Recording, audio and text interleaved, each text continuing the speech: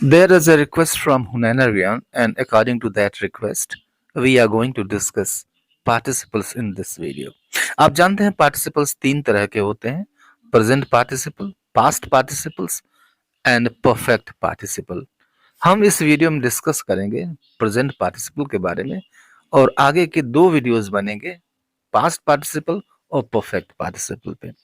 इस वीडियो में मैं बताऊंगा आपको 8 ways in which present participles can be used. One by one चलिए देखते हैं और डिस्कस करते हैं, समझते हैं।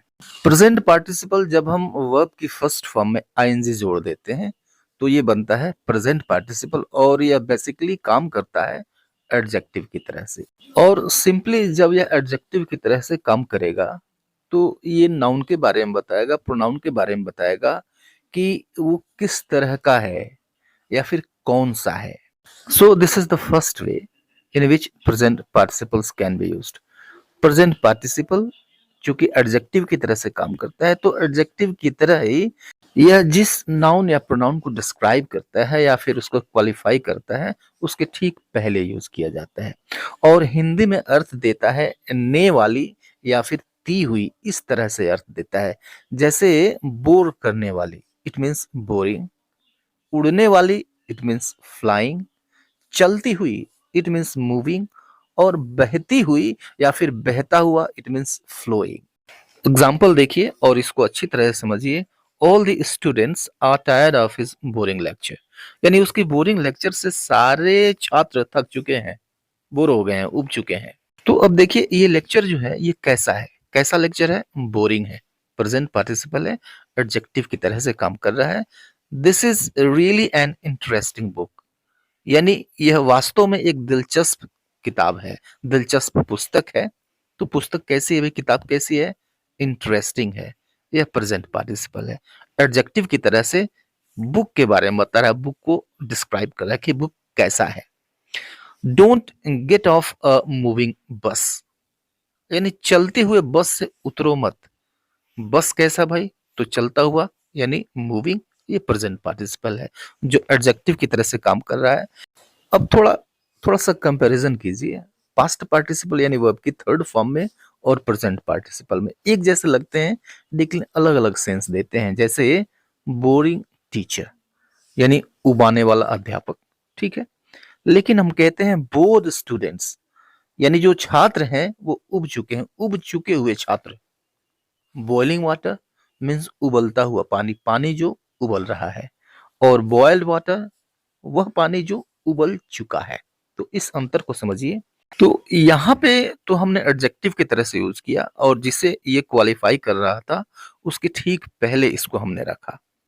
लेकिन जब इसे हम फ्रेज के रूप में रखते हैं तो जिसे मॉडिफाई करता है या फिर डिस्क्राइब करता है जिस नाउन या प्रोनाउन को, उसके बाद ये फ्रेज आता है। जैसे देखिए, the girl standing there is my sister. तो द गर्ल स्टैंडिंग देयर यानी वहां खड़ी हुई लड़की मेरी बहन है। तो द गर्ल लड़की, कैसी लड़की भाई, कौन सी? तो स्टैंडिंग देयर, वहां पे खड़ी। स्टैंडिंग देयर ये फ्रेज है, और चूंकि पार्टिसिपल से शुरू हो रहा है तो पार्टिसिपल फ्रेज कह देते हैं। The boy seating in that corner is hungry, यानी कोने में बैठा हुआ जो लड़का है वो भूखा है।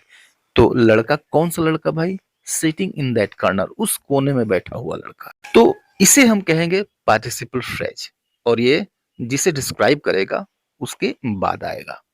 सेकेंड वे देखिए, आप जानते हैं जो कंटिन्यूअस टेंसेज होते हैं, present continuous, past continuous, future continuous, इसमें वर्ब की आईएनजी फॉर्म यानी प्रेजेंट पार्टिसिपल यूज होती है। लेकिन उससे पहले विल भी आता है या फिर is am are was were आता है अकॉर्डिंग टू द टेंस। जैसे शी इज कुकिंग फूड, यानी वो खाना बना रही है। अब देखिए खाना बना रही है क्या बताता है? कंटिन्यूटी ऑफ सम एक्शन, किसी एक्शन की कंटिन्यूटी बताता है। कंटिन्यूअस है, वो जारी है, चल रहा है। They were watching an interesting movie, यानी वो एक दिलचस्प मूवी वॉच कर रहे थे, देख रहे थे। Watching, the action is continued. I will be working tomorrow, मैं कल काम कर रहा हूंगा। The action will be continued in future, ठीक है। तो कंटिन्यूटी बताता है और इसको हम टेंस फ्रेम करने के लिए करते हैं। आइए देखते हैं तीसरा तरीका, जिस तरीके से हम प्रेजेंट पार्टिसिपल को यूज करते हैं एक पार्टिसिपल फ्रेज के रूप में। लेकिन जो पीछे हमने तरीका देखा ये उससे अलग है। कैसे अलग है देखिए कि walking in the park I met my teacher. इसका मतलब ये हुआ कि पार्क में टहलते वक्त मैं अपने अध्यापक से मिला, अपने टीचर से मिला। तो यह जो हिस्सा है ये बता रहा है कि यह काम चल रहा था। ये पार्टिसिपल फ्रेज है, काम चल रहा था, लेकिन इसी बीच ये बात हो गई। इसका मतलब ये है कि ऐसे भी लिख सकते हैं while I was walking the park I met my teacher, ऐसे भी लिख सकते हैं। और ये बताता है टाइम। ये जो प्रेजेंट पार्टिसिपल फ्रेज है ये बताएगा टाइम। इसी तरह से ये रीजन भी बताता है। जैसे देखिए feeling tired she went to bed, यानी फीलिंग टायर्ड, थक करके या फिर थकान महसूस करके शी वेंट टू बेड, वो सोने चली गई। तो सोने चली गई वजह क्या थी? वो थकी हुई थी, थकी हुई महसूस कर रही थी। हम इसी बात को ऐसे भी कह सकते हैं because she felt tired she went to bed, ऐसे भी कह सकते हैं। रीजन बता रहा है, ये कंडीशन भी बताता है, यानी शर्त भी बताएगा। कैसे? Working hard you can succeed. तो वर्किंग हार्ड यानी कठिन परिश्रम करके यू कैन सक्सीड, तुम सफल हो सकते हो। ठीक है, तो तुम सफल हो सकते हो। कंडीशन क्या है, शर्त क्या है? अगर तुम कड़ी मेहनत करोगे। इसको हम ऐसे भी कह सकते हैं if you work hard you can succeed, ऐसे भी कह सकते हैं। कंडीशन बता रहा है, ये रिजल्ट भी बताता है। जैसे ही स्लिप्ड इंजुरिंग हिज लेग, तो इसका मतलब ये हुआ कि फिसल कर उसने अपना पैर चोटिल कर लिया। फिसल कर, ये तो फिसला। रिजल्ट क्या हुआ इसका? इंजुरिंग हिज लेग। ये बता रहा है कौन? पार्टिसिपल फ्रेज बता रहा है। तो ये जो पार्टिसिपल फ्रेज है ये टाइम बताएगा, रीजन बताएगा, कंडीशन बताएगा, रिजल्ट बताएगा। एक चीज इसमें ध्यान रखने वाली है कि प्रेजेंट पार्टिसिपल का सब्जेक्ट और मेन क्लास का सब्जेक्ट दोनों सेम होना चाहिए। अगर नहीं है तो फिर अर्थ में गड़बड़ हो सकता है। कैसे? देखिए I saw a snake walking in the park, यानी पार्क में टहलते हुए मैंने एक सांप को देखा। अब सेंटेंस से पता नहीं चल पा रहा है कि कौन टहल रहा है, मैं टहल रहा हूं या फिर सांप टहल रहा है। तो ऐसे सेंटेंसेस को मत लिखिए, इसे ऐसे लिखिए while I was walking in the park I saw a snake. इसे हम कहते हैं डैंगलिंग पार्टिसिपल। अब फोर्थ वे देखिए, after the verb of perception, यानी वर्ब ऑफ परसेप्शन के बाद प्रेजेंट पार्टिसिपल यूज होता है। जैसे वर्ब ऑफ परसेप्शन हैं see, hear, watch, notice, feel, find, ये वर्ब ऑफ परसेप्शन हैं। ठीक है, जैसे देखिए I saw him crossing the road, यानी मैंने उसे सड़क पार करते हुए देखा। यानी आपने परसीव किया जब कोई एक्शन चल रहा था। आई saw him crossing the road, मैंने उसे सड़क पार करते हुए देखा। She found her wallet missing, यानी उसने अपना पर्स खोया हुआ पाया। मन पर्स खो गया, उसने पाया कि उसका पर्स खो गया था। I watched the children playing cricket, यानी मैंने बच्चों को क्रिकेट खेलते हुए देखा। अब ये जो वर्ब्स हैं ये वर्ब ऑफ परसेप्शन है। तो वर्ब ऑफ परसेप्शन के साथ वर्ब की फर्स्ट फॉर्म या प्रेजेंट पार्टिसिपल, ये दोनों यूज होते हैं। प्रेजेंट पार्टिसिपल भी यूज होता है। नेक्स्ट वे देखिए, फिफ्थ वे देखिए, आफ्टर सर्टेन वर्ब्स। ये कुछ वर्ब्स हैं जिनके बाद प्रेजेंट पार्टिसिपल यूज होता है और अर्थ ये देता है करते हुए, या तो पाया या फिर करवाया या फिर छोड़ा, पकड़ा, इस तरह का अर्थ देता है। फाइंड, कीप, लीव, कैच, ये कुछ वर्ब्स हैं। जैसे देखिए आई फाउंड हिम स्लीपिंग, यानी मैंने इसे सोते हुए पाया। किस अवस्था में पाया? सोते हुए, sleeping. He kept me waiting, इसका मतलब हुआ वह मुझे इंतजार कराता रहा। My father left me standing outside, यानी मेरे पिता ने मुझे बाहर खड़ा छोड़ दिया। The servant was caught stealing, नौकर को चोरी करते हुए पकड़ा गया। तो ये कुछ पर्टिकुलर वर्ब्स है जिनके बाद प्रेजेंट पार्टिसिपल आता है। नेक्स्ट वे देखिए, शोइंग साइमल्टेनियस एक्शन, यानी दो एक्शन साथ साथ चल रहे हैं ये बताता है, साथ साथ होते हैं ये बताता है। जैसे देखिए और समझिए इसको कि he sat reading a newspaper, इसका मतलब हुआ वह अखबार पढ़ते हुए बैठा था। या फिर ऐसे कह लीजिए वह बैठकर अखबार पढ़ रहा था। He sat reading a newspaper. He stood looking at the sky. इसका मतलब हुआ कि वह खड़े आकाश देख रहा था, खड़े खड़े आकाश देख रहा था, या फिर वो आकाश देखते हुए खड़ा था। He came running to me.